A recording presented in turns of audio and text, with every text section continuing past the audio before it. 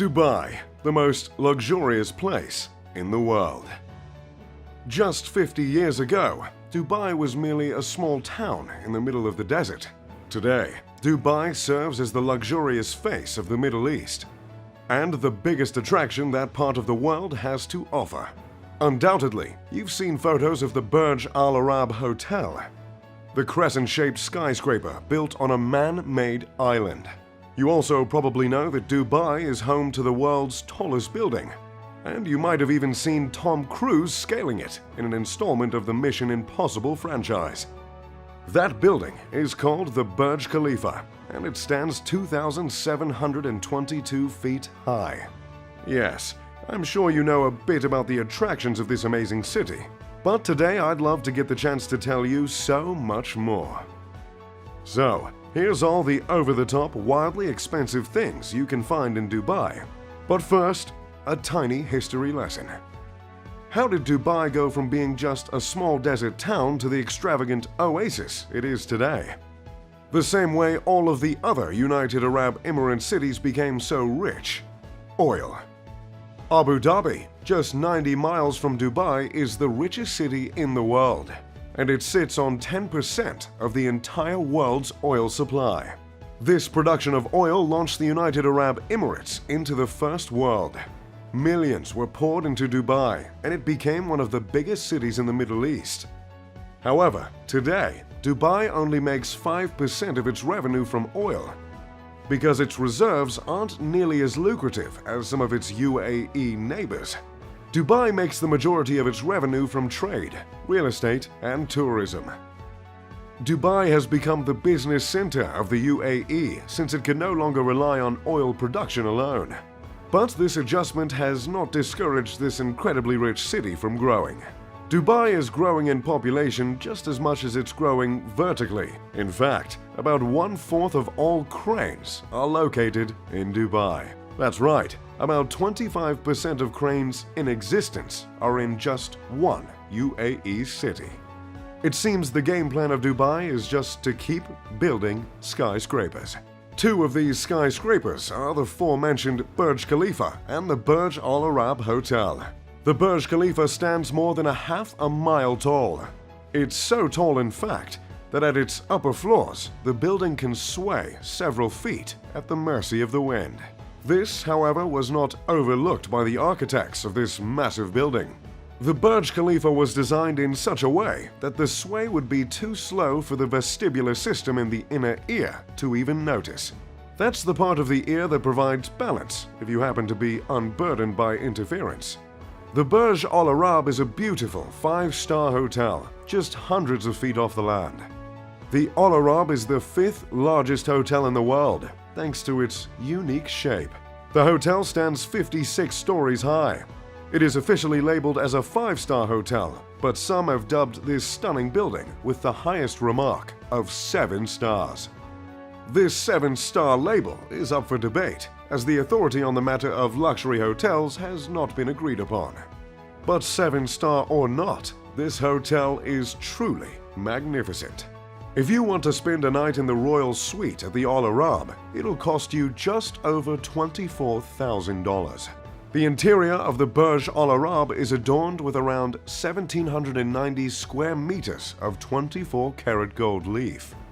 But even that can't touch the glorious views of the immaculate city and the picture-perfect Gulf. Along with extremely tall buildings, the city is keen on building man-made islands. Both the Palm Islands and the World Islands are two incredibly ambitious projects that came to fruition with the help of a whole lot of cash. The construction of the Palm Islands not only cost $12 billion to build, but it also required 94 million cubic meters of sand. To put that into perspective, 94 million cubic meters of sand could fill the entire Empire State Building 2.5 times. The World Islands, as in the man-made islands that mimic the shape of the world's landmasses, took 321 million cubic meters of sand. Theodore, if you could just edit in 9 Empire State Buildings. Which also adds another $15 billion to the cost of man-made islands in Dubai. I'm not much of a big fan of sand in the first place, as it's rough, coarse, and it gets everywhere. Nevertheless, I did enjoy my time at the Palm Island. Like I've always said, nothing exfoliates quite like the warm water of the Persian Gulf. But that's enough talk about man-made islands, huh? Let's move on to the police force. Now, law enforcement isn't usually something that comes to mind when speaking in terms of luxury. But it sure is in Dubai. As a means of wooing the tourists, Dubai's police force uses supercars as their patrol vehicles. This includes cars such as the Ferrari FF that goes for around $500,000, the Lamborghini Aventador that goes for around $400,000, and my personal favorite, an Aston Martin 177 for the reasonable price of $1.79 million. Trust me when I say this, nothing makes a man feel more like James Bond than flooring an Aston Martin 177. Ooh, makes me want to take mine out for a spin right now. Anyway, using these spectacular cars is just Dubai being Dubai. But hey, Dubai is the 8th safest city in the world, so more power to them. This isn't all due to the supercars, of course. The UAE, in general, has rather strict laws. Due to the Islamic constitutional monarchies that operate the Emirates government, some Sharia laws exist in Dubai as well. So if you're on vacation with your missus, checking out the bougie police force, make sure the two of you don't get caught smooching, because it might just get you deported. However, due to the extremely high amount of tourism, some places in Dubai are much more lenient. The serving of alcohol, for instance, would not be permitted in a traditional Middle Eastern setting. But it is in Dubai, in specific institutions such as hotels and clubs.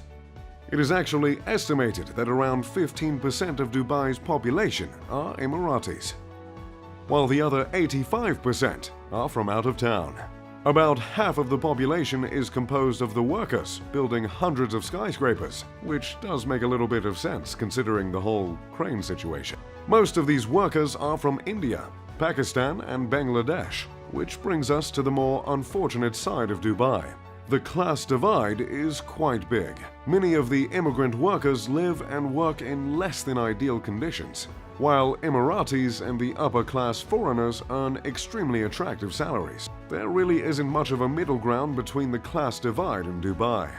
But just like any country divided, there's always a sport to bring the people together. Well, that's the idea anyway. And in this case, this sport is camel racing. It's a bit of a sore subject for me, considering back in '96 I lost about $500,000 in a camel race to some sheik in Sharjah. But that was a different time. Camel racing in Dubai is almost equivalent to American football in the US. And Dubai's twist on the sport is that instead of children jockeys, they've began to use robots. You see, camel racing has a bit of a dark past. It used to be the case that small children would be forced to ride the camels, and that led to human trafficking. In less progressed areas in the Middle East, it still happens. But in Dubai, the children have been replaced with robots. And believe it or not, some of these little bots can cost up to $10,000. The camel that lost me that 500 grand was steered by a monkey. Now let's just move on from camel racing. In the future, Dubai has some rather insane plans in the works. Dubai is planning to build a completely climate-controlled area of the city that spans 4.3 miles. It was announced when Dubai's ruler, Sheikh Mohammed bin Rashid Al Maktoum, unveiled plans for the Mall of the World, a 48 million square foot mall of the world. This miniature city will have a retractable dome and will not only serve as a massive pedestrian mall, but will contain hotels and apartments, along with roads and parks. The massive structure will more than double the size of Monaco. The idea starts to make sense when you consider Dubai can reach temperatures of 115 degrees Fahrenheit regularly. But the idea begins to make less sense again when you consider the cost. The cost has not yet been determined officially, but estimates have been made in the tens of billions of dollars. And keep in mind, the price tag would be much higher if the workers were not dreadfully underpaid. The dome is planned to have 100 hotels and serviced apartments, totaling 20,000 rooms. It seems an audacious architectural feat. We've never known Dubai to aspire for anything less. Due to the speed at which Dubai has been growing, it never developed a standard address system. In fact, until 2015, instead of an address line on a mailing label, there was a space where residents could draw a map or write out specific instructions. Thankfully, they have established 10-digit numbers that serve as addresses, and I'm sure it's a whole lot easier to be a delivery driver in Dubai nowadays. So, that's Dubai for you. Oh, and I completely forgot. To top it all off, the mega-rich residents that live in Dubai don't send an ounce of their paycheck to the government. In Dubai, there is no income tax. Yet another feature that makes Dubai one of the most attractive places to stay on the planet. That's all I've got for you today. If you enjoyed the video, make sure to leave a like and subscribe. As always, I'm Mr. Luxury. Pip pip de doodly do.